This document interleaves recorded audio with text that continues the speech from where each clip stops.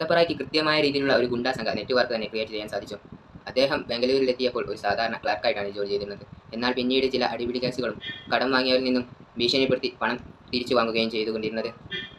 തൻ്റെ ആളുകളെല്ലാം കൂട്ടിച്ചേർത്തുകൊണ്ട് വളരെ പവർഫുള്ളായ ഒരു ഗുണ്ടാ നേതാവായി അദ്ദേഹം മാറുകയാണ്. മുത്തപ്പറായിയെ സംബന്ധിച്ചിടത്തോളം അയാൾക്ക് ഏറ്റവും അധികം ശത്രുതയുള്ള വ്യക്തിയായിട്ട് ജയരാജ് മാറുകയും ചെയ്തു. മുത്തപ്പറായിയുടെ ചിന്ത എന്നത് ജയരാജിനെ ഇല്ലാതെയാക്കണം, ജയരാജിൻ്റെ സാമ്രാജ്യം പിടിച്ചെടുക്കണം. അതിനുവേണ്ടി ബോംബെ അധോലോകത്തിൽ നിന്നും അദ്ദേഹം പല ആയുധങ്ങളും സ്വീകരിക്കുവാൻ തുടങ്ങി. അങ്ങനെ ഏറ്റവും ഒടുവിൽ മുത്തപ്പറായിയും സംഘവും ജയരാജിനെ വധിക്കുന്നു. പിന്നീട് ബംഗളൂരിൻ്റെ പൂർണ്ണ നിയന്ത്രണവും മുത്തപ്പറായിക്കായിരുന്നു. പിന്നീട് ബംഗളൂരിലെ ഗുണ്ടാ ആക്ടിവിറ്റികളും അതുപോലെ തന്നെ ബംഗളൂരും നിയന്ത്രിച്ചിരുന്നത് റായ് ഗ്രൂപ്പായിരുന്നു. വർഷങ്ങൾ അങ്ങനെ കടന്നു പോകുന്നു.